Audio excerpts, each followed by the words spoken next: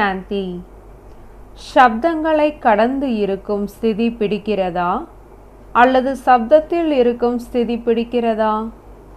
எந்த ஸ்திதி அதிகமாக பிடிக்கிறது? இரண்டு ஸ்திதிகளும் இணைந்து இருக்க முடியுமா? இதன் அனுபவம் உள்ளதா? இந்த அனுபவம் செய்யும் பொழுது எந்த குணம் பிரதக்ஷம் வெளிப்படையான ரூபத்தில் தென்படுகிறது? பற்றற்ற மற்றும் அன்பான நிலை எவ்வாறு விதையில் முழு மரமும் அடங்கி உள்ளதோ அவ்வாறு இந்த அவ்யக்த ஸ்திதியில் சங்கம யுகத்தின் விசேஷ குணங்களின் மகிமை என்ன பாடுகிறீர்களோ அந்த அனைத்து விசேஷ குணங்களும் அந்த சமயத்தில் அனுபவம் ஆகின்றன. ஏனெனில் மாஸ்டர் விதை ரூபமாகவும் இருக்கிறீர்கள், ஞானம் நிறைந்தவர்களாகவும் இருக்கிறீர்கள். எனவே சாந்தி மட்டுமல்ல, ஆனால் சாந்தியின் கூடவே ஞானம், அதீந்திரிய சுகம், அன்பு, ஆனந்தம், சக்தி போன்ற அனைத்து முக்கியமான குணங்களின் அனுபவம் ஏற்படுகிறது. தனக்கு மட்டுமல்ல, ஆனால் அத்தகைய ஸ்திதியில் நிலைத்திருக்கும் ஆத்மாவினுடைய முகத்தின் மூலம் மற்ற ஆத்மாக்களுக்கும் இந்த அனைத்து குணங்களின் அனுபவம் கிடைக்கின்றது. எவ்வாறு சாகார ரூபத்தில் பிரம்மா பாபாவிடம் என்ன அனுபவம் செய்தீர்கள்? ஒரே நேரத்தில் அனைத்து குணங்களின் அனுபவத்தில் வருகிறீர்கள் எனில் ஒரு குணத்தின் அனைத்து குணங்களும் அடங்கி உள்ளன. எவ்வாறு அஞ்ஞானத்தில் ஒரு விகாரத்துடன் அனைத்து விகாரங்களின் ஆழமான சம்பந்தம் உள்ளதோ அவ்வாறு ஒரு குணத்துடன் முக்கியமான குணங்களின் ஆழமான சம்பந்தம் உள்ளது. ஒருவேளை ஒருவர் என்னுடைய ஸ்திதி ஞானஸ்வரூபமாக உள்ளது என்று கூறினால் ஞானஸ்வரூபத்தின் கூடவே மற்ற குணங்களும் அவசியம் அதில் அடங்கியிருக்கும். இந்த நிலையை ஒரு வார்த்தையில் என்னவென்று கூறலாம்? மாஸ்டர் சர்வசக்திவான். இந்த ஸ்திதியில் அனைத்து சக்திகளின் தாரணை உள்ளது. எனவே அத்தகைய ஸ்திதியை உருவாக்க வேண்டும். இதுவே சமமான நிலை, சம்பூர்ண ஸ்திதியாகும். அத்தகைய நிலையில் நிலைத்திருந்து சேவை செய்கிறீர்களா? சேவை செய்யும் நேரத்தில் எப்பொழுது மேடைக்கு வருகிறீர்களோ அப்பொழுது முதலில் இந்த ஸ்திதியில் நிலைத்திருந்து பிறகு ஸ்தூல மேடைக்கு வாருங்கள். இதனால் என்ன அனுபவம் ஏற்படும்? குழுவிற்கு நடுவில் இருந்தாலும் அலௌகிக ஆத்மாக்கள் தென்படுவார்கள். இப்பொழுது சாதாரண சொரூபத்தின் கூடவே ஸ்திதியும் சாதாரணமாக தென்படுகிறது. ஆனால் சாதாரண ரூபத்தில் இருந்தாலும் அசாதாரண ஸ்திதி மற்றும் அலௌகிக ஸ்திதி இருப்பதினால் குழுவிற்கு நடுவில் அல்லாவின் குழந்தைகளாக தென்படுவீர்கள். ஆரம்பத்தில் அத்தகைய ஸ்திதியின் போது இருந்தது அல்லவா? எவ்வாறு நட்சத்திரங்களின் கூட்டத்தில் விசேஷ நட்சத்திரங்கள் உள்ளன. அவற்றின் ஜொலிப்பு பிரகாசம் தனிப்பட்டதாக மற்றும் அன்பானதாக தொலைவிலிருந்தே தெரிகிறது. எப்பொழுது ஏதாவது ஒரு அசாதாரணமான பொருள் முன்னால் வருகிறதோ அப்பொழுது அனைவருடைய கவனத்தையும் அவர்கள் விரும்பாமலேயே தன் பக்கம் ஈர்த்து விடுகிறது. எனவே அத்தகைய ஸ்திதியில் நிலைத்திருந்து மேடைக்கு வாருங்கள். அப்பொழுது உலகத்தினரின் பார்வை உங்கள் மீது தானாகவே வரும். நிகழ்ச்சி ஒருங்கிணைப்பாளர் உங்களுடைய அறிமுகத்தை கொடுக்கக்கூடாது. ஆனால் உங்களுடைய ஸ்திதி உங்களுடைய அறிமுகத்தை தானே கொடுக்க வேண்டும். வைரம் தூசியில் மறைந்திருந்தாலும் தன்னுடைய அறிமுகத்தை தானே கொடுப்பதில்லையா என்ன? எனவே சங்கம யுகத்தில் வைரத்திற்கு சமமான மதிப்பு வாய்ந்த வாழ்க்கை தன்னுடைய அறிமுகத்தை தானே கொடுக்க முடியும். இப்பொழுது வரை உள்ள முடிவு ரிசல்ட் என்ன தெரியுமா? இப்பொழுது எத்தகைய மதிப்பானவர் ஆகியிருக்கிறீர்கள்? சொற்பொழிவு ஆற்றுவதன் ரிசல்ட் என்ன வெளிப்படுகிறது? நிகழ்கால நேரத்தில் முதல் நம்பர் பிரஜைகள் கூட குறைவாகவே வெளிப்படுகின்றனர். சாதாரண பிரஜை அதிகமாக உருவாகின்றனர். எனினும் சாதாரண ரூபத்தின் கூடவே ஸ்திதியும் அதிக சமயம் சாதாரணம் ஆகிவிடுகிறது.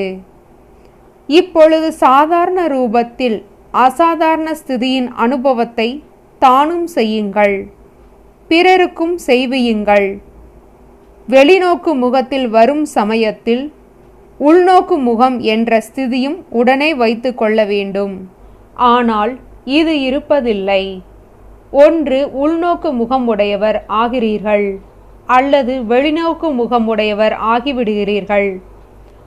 ஆனால் உள்நோக்கு முகம் உடையவராகி பிறகு வெளிநோக்கு முகத்தில் வர வேண்டும்.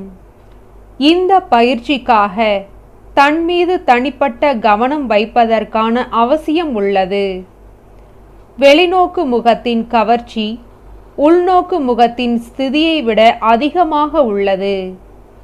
இதற்கான காரணம் என்னவென்றால், எப்பொழுதும் தனது சிரேஷ்ட ஸ்வரூபம் மற்றும் சிரேஷ்ட போதையில் நிலைத்திராததே ஆகும். ஆகவே ஸ்திதி சக்திசாலியாக இருப்பதில்லை. ஞானம் நிறைந்த நிலையின் கூடவே சக்தி நிறைந்தவர்களாகவும் ஆகி ஞானத்தை கொடுத்தீர்கள் என்றால் அநேக ஆத்மாக்களை அனுபவி ஆக்க முடியும். இப்பொழுது சொல்லக்கூடியவர்கள் நிறைய பேர் உள்ளனர். ஆனால் அனுபவம் செய்விக்கக்கூடியவர்கள் குறைவாக உள்ளனர். சொல்லக்கூடியவர்களோ அநேகர் உள்ளனர். ஆனால் அனுபவம் செய்விக்கக்கூடியவர்கள் நீங்கள் மட்டுமே உள்ளீர்கள். எனவே எந்த சமயம் சேவை செய்கிறீர்களோ அந்த சமயத்தில் ஞான தானத்தின் கூடவே தன்னுடைய மற்றும் பாபாவினுடைய குணங்களையும் தானம் செய்ய வேண்டும் என்ற லட்சியம் வைத்திடுங்கள். உங்களை தவிர வேறு எவரும் குணங்களின் தானம் செய்ய முடியாது. ஆகையினால் குணம் அனைத்து குணங்களின் அனுபவ சொரூபமாக ஆனீர்கள் என்றால் பிறரையும் கூட அனுபவி ஆக்க முடியும். தாமரை மலருக்கு சமமாக ஆகியிருக்கிறீர்களா? தனது வாழ்க்கையின் சித்திரம்தான் காண்பிக்கப்பட்டுள்ளது அல்லவா? அல்லது வேறு யாராவது மகாரதிகளுடைய வாழ்க்கையின் சித்திரமா? நம்முடைய சித்திரம் என்றுதான் கூறுகிறீர்கள் அல்லவா? சித்திரம் ஏன் உருவாக்கப்படுகிறது? சரித்திரத்தின் நடத்தையின் சித்திரம்தான் உருவாகிறது. எனவே அத்தகைய சரித்திரவான் ஆகியிருக்கிறீர்கள். ஆகையினால் சித்திரம் உருவாக்கப்பட்டுள்ளது அல்லவா? இந்த ஒரு சித்திரத்தை மட்டும் நினைவில் வைத்து ஒவ்வொரு கர்மம் செய்தீர்கள் என்றால் எப்பொழுதும் அனைத்து விஷயங்களிலும் பற்றற்றவராக இருப்பீர்கள். இந்த நிலையில் அல்ப காலத்திற்கு மட்டும் இருக்கிறீர்கள். எத்தகைய சூழ்நிலையாக இருந்தாலும், எத்தகைய வாயு மண்டலமாக இருந்தாலும் இந்த சித்திரத்தை மட்டும் நினைவில் வைத்தீர்கள். பாகம் 4 என்றால் வாயு மண்டலத்திலிருந்து விடுபட்டவராக இருப்பீர்கள். இப்பொழுது வாயு மண்டலத்தின் பிரபாவம் அவ்வப்போது ஏற்படுகிறது. நாம் பஞ்ச தத்துவங்களையும் கூட தூய்மை ஆக்கக்கூடியவர்கள், மாற்றக்கூடியவர்கள் என்ற மிக உயர்ந்த லட்சியம் உள்ளது. இத்தகையவர்கள் எப்பொழுதாவது வாயு மண்டலத்திற்கு வசமாக முடியுமா?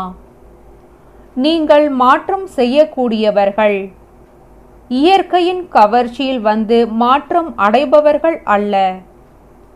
பிறகு தாமரை மலருக்கு சமமாக சதா காலத்திற்கும் இருக்க முடியும். இன்று இந்த குழுவிற்கு என்ன தினம்? இப்பொழுது புத்தக படிப்பு முடிவடைந்து விட்டது. நடைமுறை தேர்வு எழுதுவதற்காக சென்று கொண்டிருக்கிறீர்கள். இப்பொழுது இந்த குழு மற்ற அனைத்து குழுக்களையும் விட விசேஷமாக என்ன காரியம் செய்து காண்பிக்கப் போகிறீர்கள்? எவ்வளவு சமயத்தில் மற்றும் எத்தனை வாரிசுகளை உருவாக்கி கொண்டு வருவீர்கள்? குறைவான சமயத்தில் அநேகரை உருவாக்குவீர்களா? இவர்கள் அதிக வாக்குறுதிகள் கொடுத்திருக்கின்றனர். உறுதிமொழி செய்வதற்கான விழா கூட நடத்துகிறார்கள். எத்தனை உறுதிமொழிகள் செய்கிறார்களோ அந்த அனைத்து உறுதிமொழிகளையும் நிறைவேற்றுவதற்காக ஒரே ஒரு நியமத்தை மட்டும் நினைவில் வைக்க வேண்டும். அது என்ன? உயிருடன் இருந்து கொண்டே இறந்து போவது. அடிக்கடி உயிருடன் இருந்து கொண்டே இறந்து போவார்களா என்ன? பாப் தாதா எப்பொழுதும் ஒவ்வொருவர் மீதும் அனைத்து விதமான நம்பிக்கைகளும் வைக்கிறார்கள். ஆனால் நம்பிக்கைகளை பூர்த்தி செய்யக்கூடியவர்கள் வரிசை கிரமமாக தன்னுடைய சோவை காண்பிக்கிறார்கள். ஆகையினால் இந்த குழு முக்கியமாக ஒவ்வொரு உறுதிமொழியை நினைவில் வைக்க வேண்டும். முழு படிப்பினுடைய சாரம் என்னவாக இருந்தது? சித்திரங்களில் கூட முக்கியமான சித்திரமாக நடைமுறையில் எதை காண்பிப்பீர்கள்? அந்த சித்திரத்தின் மூலம் பாப் தாதாவை பிரதக்ஷம் செய்ய முடியும். அது என்ன சித்திரம்? அனைத்து படிப்பினைகளின் சாரத்தை சொல்லுங்கள்.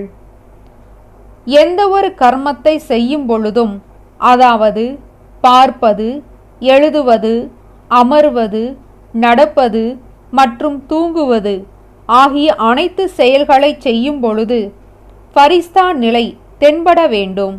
அனைத்து கர்மங்களிலும் அலௌகிகத்தன்மை இருக்க வேண்டும். கர்மங்களிலும் மற்றும் சமஸ்காரங்களிலும் எந்த ஒரு லௌகிகத்தன்மையும் இருக்கக்கூடாது. இத்தகைய மாற்றம் செய்து விட்டீர்களா? சர்வ உத்தம முயற்சியாளர்களின் லட்சணம் கூட விசேஷமாக இருக்கும். அவர்களுடைய சிந்தனை, செயல், பேச்சு ஆகிய மூன்றுமே சமமாக இருக்கும். இதை செய்யக்கூடாது என்று நினைத்திருந்தேன், ஆனால் செய்துவிட்டேன் என்று அவர்கள் கூற மாட்டார்கள். சிந்தனை, செயல், பேச்சு ஆகிய மூன்றுமே ஒன்றாக சமமாக இருக்கும் மற்றும் தந்தைக்கு சமமானதாக இருக்கும். அத்தகைய சிரேஷ்டமான முயற்சியாளர்கள் ஆகியிருக்கிறீர்களா? நல்லது. இந்த குழு எவ்வளவு பெரியதோ அவ்வளவே சக்திசாலி சொரூபமாகி நாலாபுறங்களுக்கும் சென்றீர்கள் என்றால் பிறகு சக்திகளுடைய வெற்றியின் முழக்கத்தை உரக்க ஒலிக்கச் செய்ய முடியும். சமஸ்காரங்களுக்கு அடிமையாகவும் ஆகக்கூடாது. ஒருவருடைய அன்பிற்கும் அடிமையாக கூடாது. வாயு மண்டலத்திற்கும் அடிமையாக கூடாது. புரிந்ததா? என்ன செய்வது? வேறு வழியற்று இருக்கிறேன் என்ற இத்தகைய வார்த்தைகள் வாயிலிருந்து என்ன மனதில் எண்ணத்தளவில் கூட வரக்கூடாது. ஒரு மனிதர் அல்லது வாயு மண்டலம் நிர்பந்தம் ஆகிவிட்டது, ஆனால் இவ்வாறு கூறக்கூடாது. வேறு வழியற்றவர் ஆகக்கூடாது, ஆனால் உறுதியானவர் ஆக வேண்டும். புரிந்ததா? பிறகு இந்த புகார் வரக்கூடாது. பட்டிக்கு முன்னர் தன்னுடைய முயற்சியை பற்றிய புகார் என்ன கூறினீர்கள்?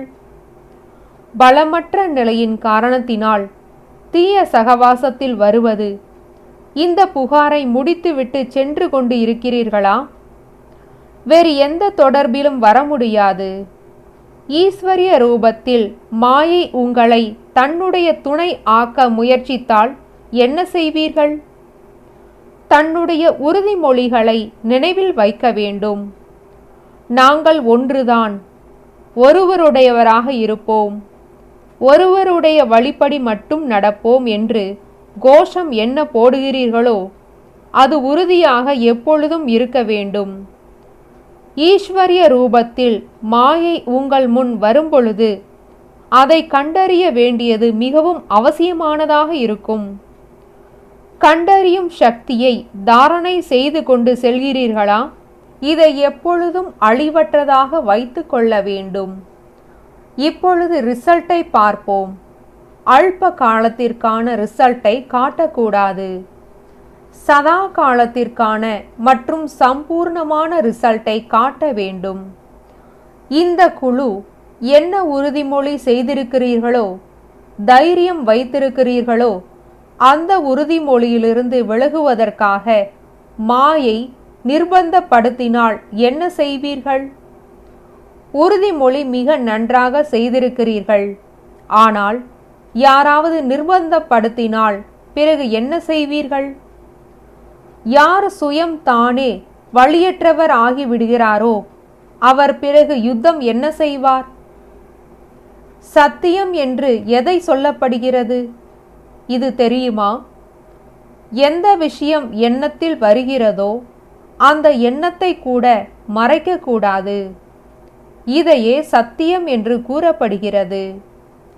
ஒருவேளை முயற்சி செய்து வெற்றியும் பெற்றுவிட்டீர்கள் என்றாலும் கூட தன்னுடைய வெற்றி மற்றும் தோல்வி ஆகிய இரண்டின் சமாச்சாரத்தையும் தெளிவாக சொல்ல வேண்டும். இதுவே சத்தியம் ஆகும். சத்தியமானவர்கள் தன்னுடைய உறுதிமொழியை நிறைவேற்ற முடியும். நல்லது.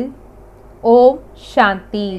तो बच्चों को तो सर्विस करनी है। जो बाबा कहते हैं सबको ये बताओ कि देखो तुम्हारा एम एंड ऑब्जेक्ट ये है, एक गीता है बगैर, ये राजयोग है ना बच्चे। कैसे है राजयोग? बिल्कुल सहज है कि बाप को याद करो तो ये वैसा मिलेगा तुमको। ओम शांति।